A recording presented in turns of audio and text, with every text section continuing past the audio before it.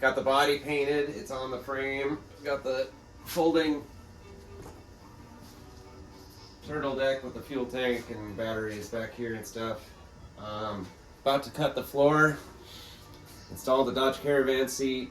Reinstall the column. Install brake lines, fuse block, wiring, all that stuff. But it's almost there. This has been, I think, about a year of work. Maybe a little longer with the engine and the intake manifold that's not there yet. But anyway, stay tuned. Thank you for watching. Subscribe, like. Thank you.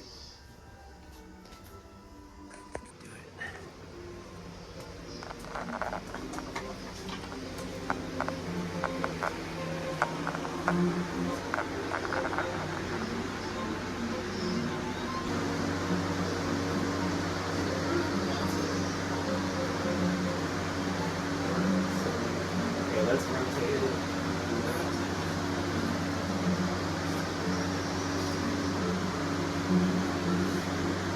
Sensitive magnets.